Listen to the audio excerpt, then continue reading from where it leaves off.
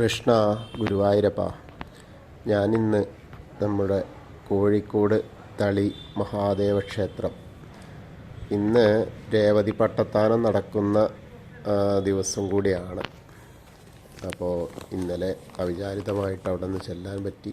അതിൻ്റെ കാര്യങ്ങളെ പറ്റിയിട്ടാണ് പലർക്കും അറിയുണ്ടാവും, എന്നാലും ഞാൻ ഒന്ന് പറയുകയാണ്.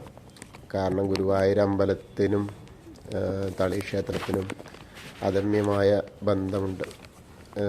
സാമൂതിരി മഹാരാജാവിൻ്റെ ആ ഒരു ലിങ്കാണ്. പിന്നെ കോഴിക്കോട് നഗരത്തിലാണ് തളി ശിവക്ഷേത്രം. തളിയമ്പലം എന്ന് പറയുന്നു. പാർവതീ സമേതനായിട്ടുള്ള ആനന്ദഭാവത്തിലുള്ള പരമശിവനാണ് അവിടെ ഉള്ളത്. പിന്നെ തുല്യ പ്രാധാന്യത്തോടെ പ്രത്യേക ക്ഷേത്രത്തിൽ ശ്രീകൃഷ്ണനുണ്ട്. രണ്ട് ഭഗവാന്മാർക്കും സ്വന്തമായിട്ട് കൊടിമരങ്ങളുണ്ട്. ഉപദേവതകളായിട്ട് ഗണപതി 2 എണ്ണമുണ്ട്, ഭഗവതി 3 എണ്ണമുണ്ട്, നരസിംഹമൂർത്തി, ശാസ്താവ്, എരിഞ്ഞിപുര, നാഗദൈവങ്ങൾ എന്നിവയൊക്കെ ഉണ്ട്. പല ക്ഷേത്രങ്ങളുടെ നിർമ്മാതാവായ പരശുരാമൻ തന്നെയാണ് ഇവിടെ ശിവനെ ആരാധിച്ചിരുന്നു. കോഴിക്കോട് സാമൂതിരിപ്പാടിൻ്റെ മുഖ്യ ക്ഷേത്രങ്ങളിൽ ഒന്നാണിത്. പഴക്കം കൊണ്ടും പ്രൗഢി കൊണ്ടും താന്ത്രിക ക്രിയകളുടെ നിഷ്കർഷത കൊണ്ടൊക്കെ നിത്യനിദാനങ്ങളിൽ അന്യൂന്യമായ ചിട്ടകൾ കൊണ്ടൊക്കെ പ്രസിദ്ധമാണ് തളി മഹാക്ഷേത്രം. പുരാതന കേരളത്തിലെ 108 ശിവക്ഷേത്രങ്ങളിൽ പറയുന്ന 4 തളി ക്ഷേത്രങ്ങളിൽ കോഴിക്കോട് കടുത്തുരുത്തി തളി മഹാദേവ ക്ഷേത്രം, കീഴ്ത്തളി മഹാദേവ ക്ഷേത്രം, കൊടുങ്ങല്ലൂർ തളിക്കോട്ട മഹാദേവ ക്ഷേത്രം, അതിലൊന്നാണ് ഈ ക്ഷേത്രം. ജന്മിവൈരങ്ങളും ശാപങ്ങളും ശാപമോക്ഷങ്ങളും ഈ ക്ഷേത്രത്തിൻ്റെ പ്രത്യേകത തന്നെയാണ്. ക്ഷേത്രത്തിൻ്റെ പ്രതാപകാലത്ത് ഈ ക്ഷേത്രം 7 ദിവസം നീണ്ടുനിന്ന രേവതി പട്ടദാനം എന്ന തർക്ക സദസ്സ് നടത്തിയിരുന്നു. തുലാമാസത്തിലെ രേവതി നക്ഷത്രത്തിൽ തുടങ്ങി തിരുവാതിര നക്ഷത്രം വരെ നീണ്ടു നിൽക്കുന്ന ഒരു മഹോത്സവമായിരുന്നു ഒരു കാലത്തിത്. ഇപ്പോൾ ഇതൊരു പണ്ഡിത സദസ്സായി നടത്തി വരാറുണ്ട്. മേടമാസത്തിൽ വിഷുനാളിൽ കൊടിയേറിയിട്ട് 8-ാം നാളിൽ ആറോട്ടോടുകൂടി സമാപിക്കുന്ന ഉത്സവം. കുംഭമാസത്തിലെ ശിവരാത്രി, ചിങ്ങമാസത്തിലെ അഷ്ടമി രോഹിണി എന്നിവയാണ് പ്രധാന ചടങ്ങുകൾ. മലബാർ ദേവസ്വം ബോർഡിൻ്റെ മേൽനോട്ടത്തിൽ സാമൂതിരിപ്പാട് മുഖ്യ കാര്യദർശനായിട്ടാണ് ക്ഷേത്രം മുന്നോട്ട് പോയിക്കൊണ്ടിരിക്കുന്നത്. ഇതിൻ്റെ ചരിത്രം എന്ന് പറഞ്ഞാൽ, പെരുമാക്കന്മാരുടെ രാജ്യഭരണത്തിലും തുടർന്ന് സാമൂതിരി രാജവംശത്തിൻ്റെ ഭരണത്തിലും ദേവൻ രാജാതിരാജനായിട്ട് ആരാധിക്കപ്പെട്ടു. സാമൂതിരി രാജവംശത്തിൻ്റെ ഭരണം പ്രശസ്തിയുടെയും പ്രതാപത്തിൻ്റെയും ഉന്നതിയിലായിരുന്ന കാലത്ത് 15-ാം നൂറ്റാണ്ടിൽ ഈ ക്ഷേത്രത്തിൽ നടത്തിപ്പോരുന്ന രേവതി പട്ടദാനാണ് എന്ന പണ്ഡിത സദസ്സ്. അതിലാണ് 18 കവികൾ, ഭാരത ചരിത്രത്തിൻ്റെ ഒരു സുപ്രധാന നിലയിലുണ്ടായിരുന്ന 18 കവികൾ. അവിടെ നിന്നുള്ള പട്ടസ്ഥാനത്തിൽ നിന്നാണ് സാമൂതിരി കോവിലകത്തെയും ക്ഷേത്രത്തിൻ്റെ തന്ത്രിയായ ചേന്നാസ് നമ്പൂതിരിക്ക് ഇന്നുള്ള തന്ത്ര സമുച്ചയം എന്ന ഗ്രന്ഥം തയ്യാറാക്കാൻ സാധിച്ചത്. അപ്പം എന്താ വെച്ചാൽ, അവിടുത്തെ തളിയിലും ഇവിടെ ഗുരുവായൂരും തന്ത്രി ചേന്നാസ് നമ്പൂതിരിയാണ്. സാമൂതിരി രാജാവിൻ്റെയും മഹാദേവൻ്റെയും പട്ടത്താനത്തിൻ്റെയും മഹത്വം സംഭാവനയൊക്കെ എഴുതിയിട്ടുണ്ട്. ടിപ്പു സുൽത്താനും ഹൈദരലിയൊക്കെ അവരുടെ ആക്രമണത്തിൽ നിന്നൊക്കെ ഈ ക്ഷേത്രത്തിന് ധാരാളം നാശനഷ്ടങ്ങളൊക്കെ സംഭവിച്ചു വെച്ചാലും 18-ാം നൂറ്റാണ്ടിൽ പുനരുദ്ധരിച്ചു. ഇന്നത്തെ ക്ഷേത്രത്തിൻ്റെ നിർമ്മിതി മാനവിക്രമൻ എന്ന സാമൂതിരിയുടെ കാലത്താണ്. വളരെ പ്രശാന്ത സുന്ദരമായ നല്ലൊരു കുളവുണ്ട്. നല്ല കാഴ്ചയുള്ള നല്ല അമ്പലമാണ്. ഇവിടുത്തെ ശിവലിംഗത്തിന് ഏറ്റവും പ്രത്യേകത ഉണ്ട്.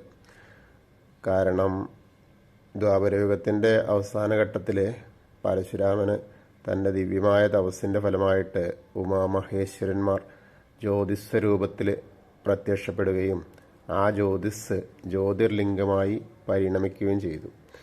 ആ ദിവ്യ സാന്നിധ്യം ഈ പ്രദേശത്തിൻ്റെ ഭാവി ഭാഗ്യാനുഭവമാകുന്ന കൽപ്പകവൃക്ഷത്തിൻ്റെ ഉത്തമ ബീജമായി കൽപ്പിച്ച് പരശുരാമൻ തന്നെ ഇവിടെ പ്രതിഷ്ഠിച്ചു. ആ ശിവലിംഗമാണ് ഇപ്പോഴും ആരാധിക്കപ്പെടുന്നത്.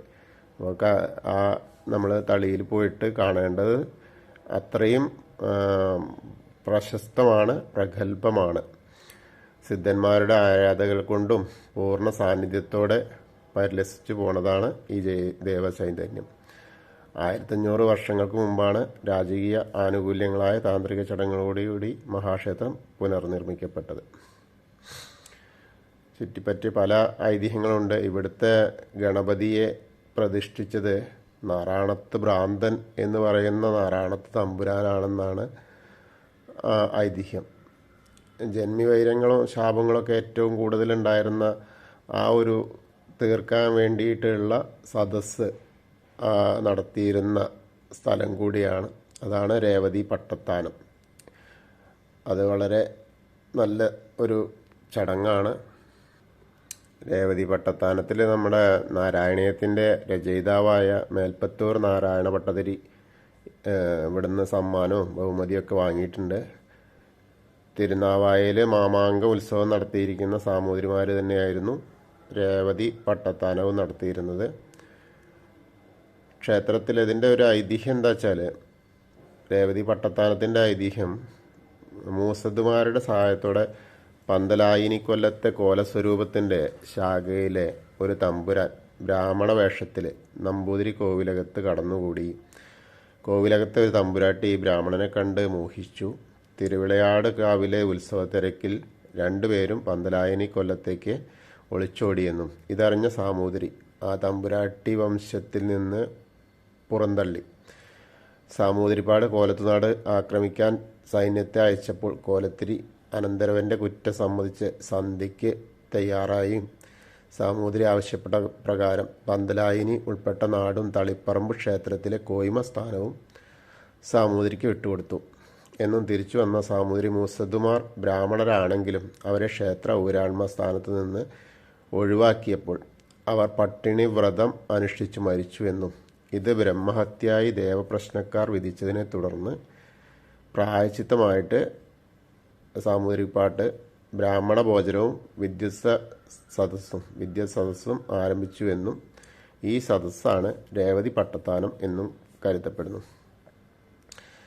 ബാലഹത്യ ദോഷം നീക്കാനാണ് പട്ടത്താനം ആരംഭിച്ചതെന്ന് മറ്റൊരു വിശ്വാസവും നിലവിലുണ്ട്.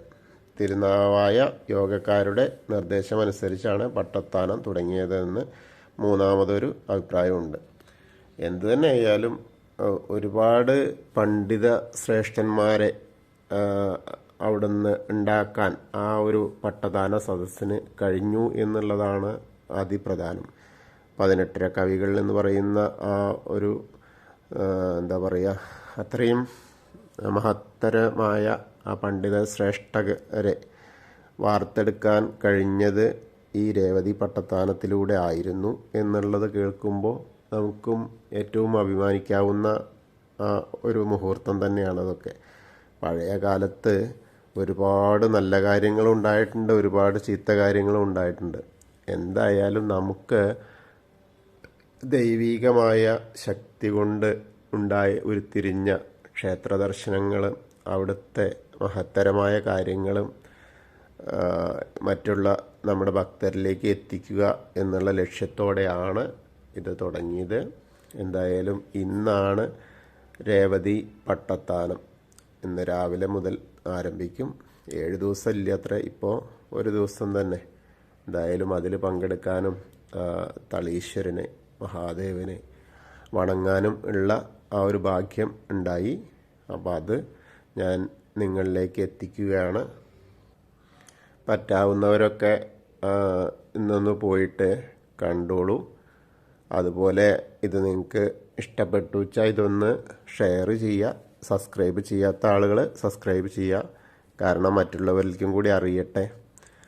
അപ്പോൾ എല്ലാവർക്കും ഗുരുവായൂരപ്പൻ്റെയും തളി മഹാദേവക്ഷേത്രത്തിലെ ശിവഭഗവാന്റെയും പാർവതീദേവിയുടെയും ഒക്കെ അനുഗ്രഹം എല്ലാവർക്കും ഉണ്ടാവട്ടെ. ഹരേ കൃഷ്ണ.